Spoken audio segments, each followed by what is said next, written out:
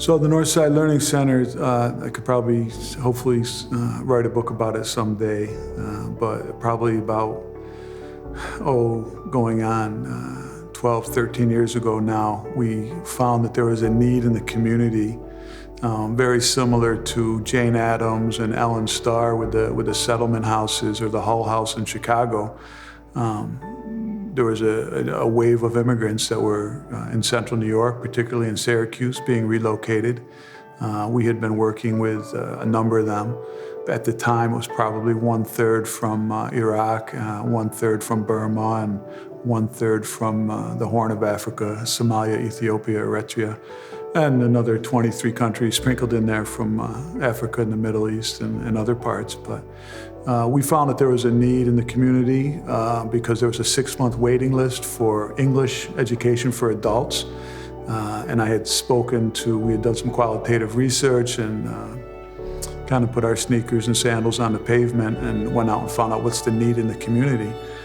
We found out that there was that waiting list, and then we talked to some people who were in that field, and one wise gentleman had told me that you are going to, let me give you some advice. And at the time I carried around a pen and pad all the time, and he said, you have to offer classes at night.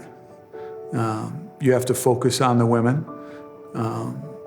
They can't come because some of them are working during the day. That's why you have to offer it at night. They can't come unless you take care of all their children. You'll be seen as competition and nobody will ever pay you. And so we hit the ground running with that advice, and pretty much everything he said turned out to be true in many regards, but none of that stopped us, and we've been going strong ever since.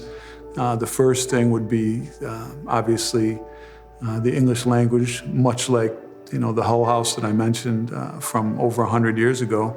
You had to have the language, and then you had to have a skill set, to be able to sustain yourself and your family. There's certain skills that you needed. And while some other agencies were doing that in the community to the best of their ability, we saw this need. So some friends of mine and their families, they were immigrants themselves, immigrants and refugees from Bosnia, from Egypt, from Palestine, from Yemen. We had been working with some youth at Syracuse University, and then that's when we started to do that research and found out that there was many, many, many more people who needed assistance and what we could do to do that. And myself, being a teacher and being born in America, they kind of put me out there, sort of in front, and said, "We'll support you, but you're going to have to do this as the lead, but we're going to support you." So, with the help of my brothers and sisters and their families, we began the Northside Learning Center in 2009. And we had a placement test the first day, and 46 people came that day, and the next morning there was another 28 at the door. We had gone back to our original location on McBride Street, and there were people lined up at the door the next day. Word had spread rather quick. And then we've had about 150 people. That's an average number that we have that are participating on a daily basis at the Northside Learning Center. So we started out with the English language, and it went to much more than that. The students themselves, the younger people, they pick up English, 3 to 6 months because they're immersed in the public schools during the day. But they also needed to pass 5 Regents tests in New York State. So pretty soon, once they had a command of the English language, they needed help with their academics. And then at this point, we're helping people to go into higher education and college and graduate school and job training and everything else. We're here for a purpose. As human beings, we're here for a purpose. And part of that bigger purpose is, to help your brothers and sisters in humanity, regardless of their creed, if you will. So regardless of their race or age or gender, ethnicity, religion, culture, language, ability, socioeconomic status, sexual orientation, we live in an extremely diverse world. And God says in the Quran, I made you different so you get to know one another. So that being said, when you have somebody new coming to this area, Central New York, for example, our job is to help people.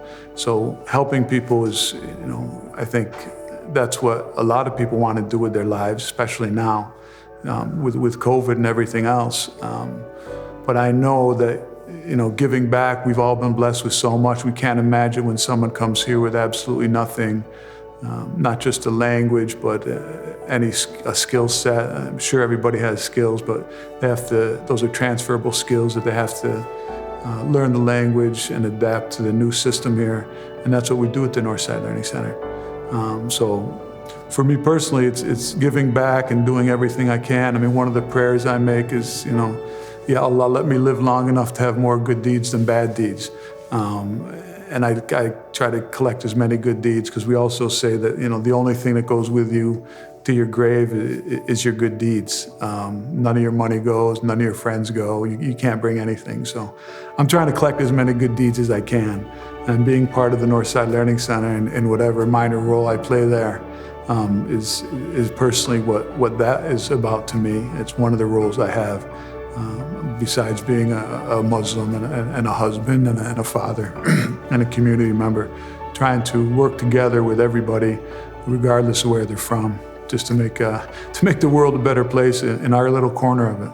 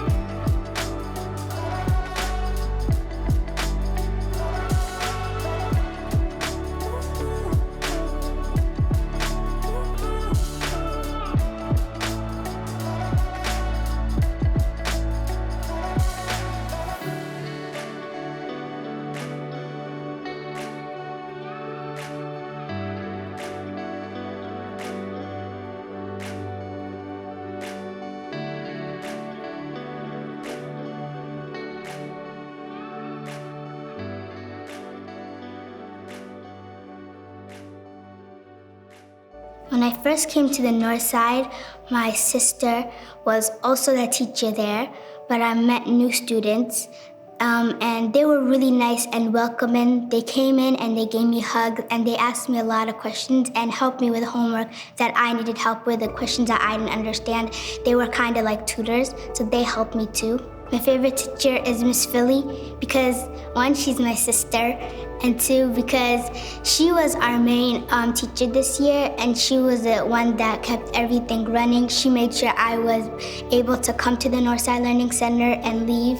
I think the Northside Learning Center is important because it helps not only refugees, but people that live in America. Because they're foreigners, like they just come here for the first time, I think it really helps them, like, with situating here and making sure they're relaxed here and they're okay in America. So this summer in the Northside Learning Center, we work with a program called Write Out, and this program helped us write and become better writers, and we wrote poems over the summer. So I wrote many poems. One of them is published, well, a few of them are published in a book that we made together, and then the rest I wrote on paper. Okay, the first one's called Self-Portrait. Fatima is a safety pin. She keeps herself together.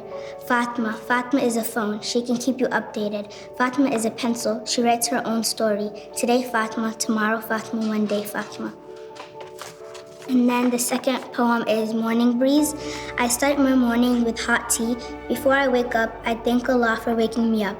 The sound of whispers fill the silence of the morning. I should be lost in my dreams. Sometimes I wake up early just to feel the cold morning air. As a child, I wanted to be just like the peaceful, calm morning breeze. It taught me to just go with the flow, with O2 and deep breaths. I still remember who gave me life. I will never forget the Ruh breathed in me when I was born.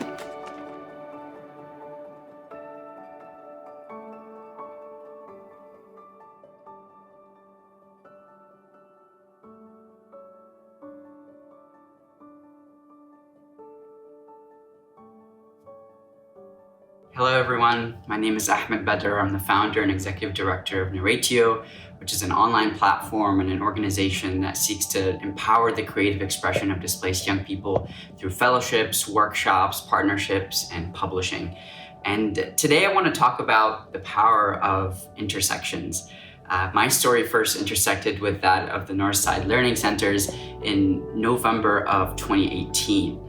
It was a snowy day. I had delivered a lecture at Syracuse University and had a workshop scheduled at the North Side, and we weren't sure if anyone was going to show up.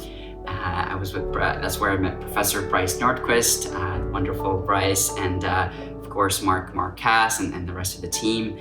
And we walk into the North Side, and it was completely full. We had almost 55 young people across different ages here for the storytelling workshop. And that was my first glimpse into the power of the Northside Learning Center, the power of the communities it brings together, the power of the resources that it offers, and it always finds a way to offer them in equitable and thoughtful ways, and really meaningful ways. So that night was magical. It was incredible. We had an amazing workshop, and I knew from that moment that this was a place that was very special, and it was a place that I wanted to continue returning to. So I got back to school. I was finishing up my undergrad degree at the time, and I connected with Professor Bryce Nordquist. We had followed up after our initial meeting, and we kind of thought about this idea of a fellowship program based at the Northside Learning Center in collaboration with the Northside Learning Center. And we started to put together a proposal. And all of a sudden, it really started to come together. We brought together the different stakeholders. Professor Nordquist, had been connected to the Northside for a while. With the support of Mark and the team, this program became a reality. And so fast forward to the summer of 2019, I'm living in Syracuse for the month of July. And we kicked off the first year of the Narratio Fellowship. And it was one thing to experience the North Side, for that one night, that snowy night in November 2018.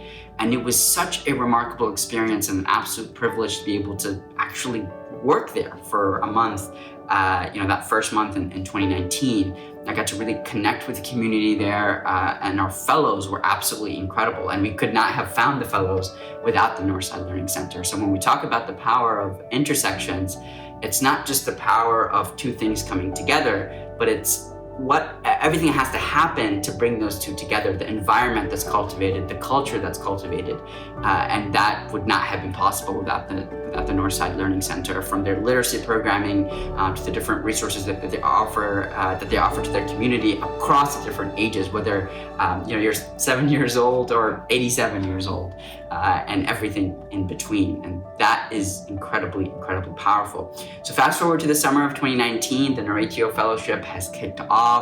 We have our sessions at the Northside and also at the university, and we're going back and forth. And we learned so much about this beautiful community, and our fellows really led the way. The Northside is at the heart of the Narratio Fellowship, and now it's remarkable because it's been 3 years, and every single year that we've held the program, the Northside has been at the heart of it. And fast forward to this summer, we just wrapped up the third summer portion of the fellowship, our third group of fellows. And this year we got to do it with two groups across photography and poetry, partnership with National Geographic, and a continued partnership with the Metropolitan Museum of Art. So the really important piece here, the one takeaway here that I hope you find, is this idea that intersections are very difficult to put together. They're very difficult to really manifest, but once you create the conditions for them to manifest, really, really powerful and beautiful things happen. And that's something that the Northside Learning Center has figured out. It's something that they excel at, and it's something that I'm so privileged to have witnessed over and over again for the past 3 years. So as the founder of Narratio, as a very, very privileged partner of the Northside Learning Center, I've had the honor of working with Mark and the team, with Professor Nordquist and the beautiful, beautiful community of the Northside. And we're just getting started. You know, we're looking forward to future years of the fellowship. We're looking to work with more and more amazing young people in Syracuse, within the Northside community and beyond. And through it all, the Northside Learning Center will be at the heart of it. So thank you so much for joining this event. Thank you so much for listening, and best of luck for the rest of the year and the coming years. It's an absolute honor to be part of this community and an absolute privilege to be able to continue this work together.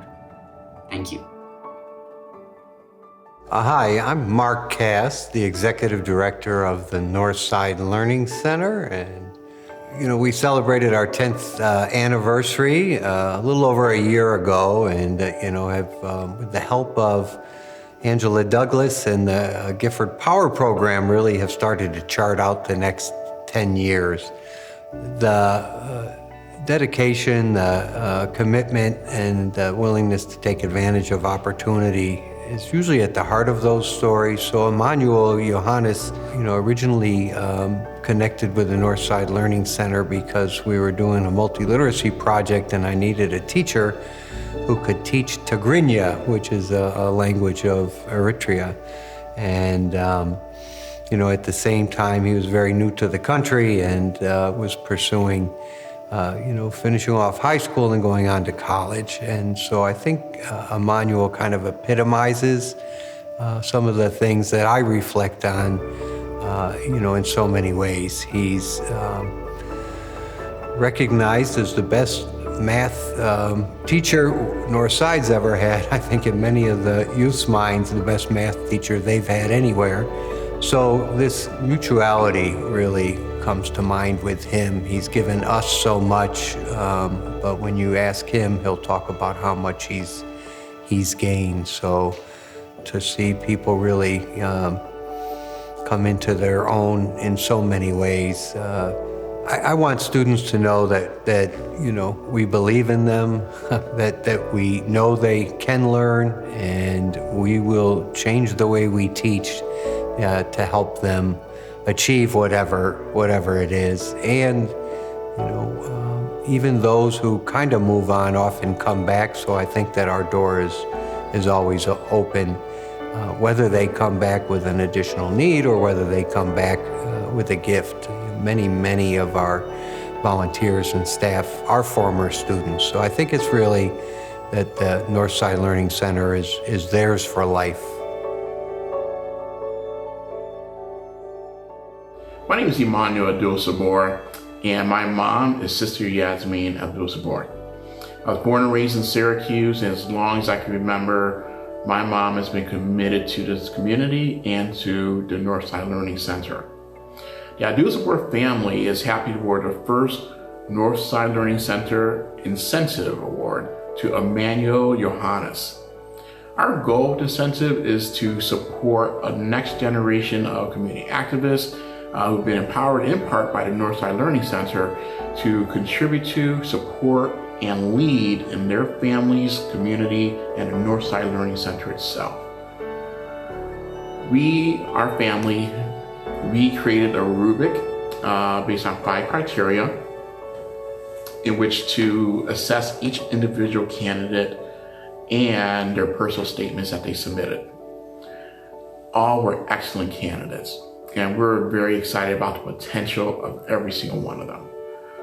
This year is congratulations to Emmanuel, who clearly demonstrated his commitment and his plan to further support the community and the Northside Learning Center. So Emmanuel, we look forward to hearing from you next year to learn all about how this award has helped you enact your plans to support your community, your family, and the Northside Learning Center. So it's congratulations to you, and we wish you all the best. The first time I I work in Northside was teaching Tigrinya language in Northside for like teenagers from my community. So I speak Tigrinya and Amharic beside English. So I teach the teenagers to speak and to write in Tigrinya alphabet and to speak in Tigrinya. Most of the students who I see in Northside is they're refugees, they're immigrants. So I know what it feels to just came here and then to try to be as the same as the students who were here for so long time. So I know they need help, and I think I already passed that thing. I had the same feeling first. So some people were helping me when I first arrived here. So since someone helped me when I arrived, I have to help someone who just arrived. So I'm very thrilled that Angela Douglas is our Service Excellence and Service Award winner this year. I didn't know Angela before, but she came to us to do some capacity building, sustainability for the Northside Learning Center a couple years ago. She's our winner this year, and she's a winner in so many different ways. She's one of the directors at a local organization that helps out people who are suffering from different forms of abuse. And she's helped me out personally on many events, and I've referred people to her. And she's done so much for racial justice. I think justice is a better word than equality. And she's a very powerful person and adds so much to the fabric of our community that I just want to give her my best congratulations, and I hope she doesn't forget about us and continues to work closely in the community and is a shining example for our young people about what it means to have courage. So congratulations to Angela Douglas. In 2018, I had the pleasure and opportunity to work with Northside Learning Center as an independent consultant with the Gifford Foundation with the POWER program. And we particularly built capacity of the organization, looking at ways to staff, to expand programming, and really to look at how the marketing and communications of the organization was going. One of the things that we do know in our community is that refugees, immigrants, and new Americans have a voice, and oftentimes it's others who are giving their voice. And the remarkable work of Northside Learning means that they have a voice, they're empowered, and it's been a wonderful pleasure to watch so many young people and adults gain literacy, gain jobs, go to school, but most of all, find Syracuse as a community that they could call home. I cannot just even share with words the excitement in my heart to find out that I would be honored with such an award for someone who I know, have worked with, and care much about. Michelle Yasmin Abdul Sabor and I met many years ago at Syracuse City School District, and her work, her advocacy, her compassion for young people, for the community has shown through everything that she has done. And so to receive this award, knowing that someone at Northside Learning, and I am thankful to the board of directors and all of their supporters in recognizing a similar work in me. It is a great honor and a pleasure, and I am excited to receive that. Thank you very much.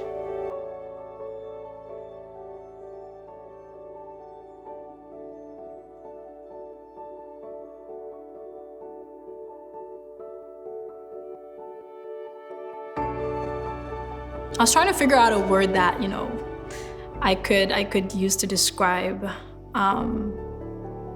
Northside or the people at Northside, and I think empathy is it, because people don't understand how difficult it is to essentially feel invisible to the world, and that's what a refugee experiences. You don't have a home, you don't have a national identity, and even if you do, the reason why you're considered a refugee is because your country of citizenship has essentially failed you in some respects, right? You could be fleeing war, persecution, whatever it is. And to leave everything behind in the hope that wherever you're going, you may find something better. And it's not because, lack of opportunity, it's literally fear for your life. So when you do that, when you uproot yourself, you uproot your whole family, and you go out there hoping that, the world will accept you. It's frightening when that hope is not met with empathy, because you're then essentially rendered invisible, like no one cares. But when you're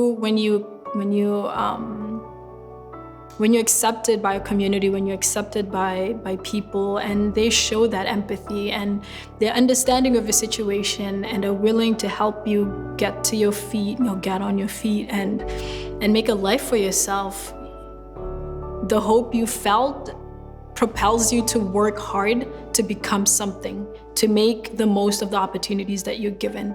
And I feel my family and I are lucky in that respect, because we found that empathetic community who didn't essentially look at us with pity, but saw strength and saw us as I don't know, like functioning members of society, and so felt that like they're worth our energy and resources, and we will pour it in and help them and see, how it pans out. And I think that my siblings and I are a prime example of why the North Side is such a vital life source in our community, because we were essentially parentless minors and had nothing on us when we came. And yet today we are pursuing our studies. I've graduated, my siblings are in school, my older sister's working. Like, we are establishing ourselves. And that wouldn't have been possible if we didn't have a community to make that, to bring that to fruition. I get scared when I think about what would have happened to us had we not found Northside or the people that we have in our lives, because I personally don't think that we would have come where we are now if we hadn't, because we were in such a dark place and it was just so hard. There were times when we're like, it's better to be refugees than to be here, because there's nothing holding us here, right? We don't have anyone. There's no sense of connection to this place because it's foreign. But once we got ourselves connected with the right people and the right resources, we were able to pursue our goals and feel that we had a great support system in place to help us. Thank you, Mark, Brother Yusuf and the Northside Learning Center Board, and the donors especially, because through your hard work, dedication, compassion, the doors of the center are able to continue being open and to serve the community most in need. And I hope that even as time progresses, that love and compassion continues to flourish, so that Northside's doors don't ever have to close, because for new Americans, being able to find a place that makes you comfortable enough to want to come over and over again, like, that speaks volume to the significance of such a place. And for Northside, it's not just kids that go there, it's not just the elderly, it's not just, parents or whatever, it's literally everyone. You think of any age and of any person of any age, and you'll find them at the center. And that just, shows how diverse the programs that they offer are and how important the center is to the community. So thank you to everyone who works either in the front or the back end in helping keep its doors open.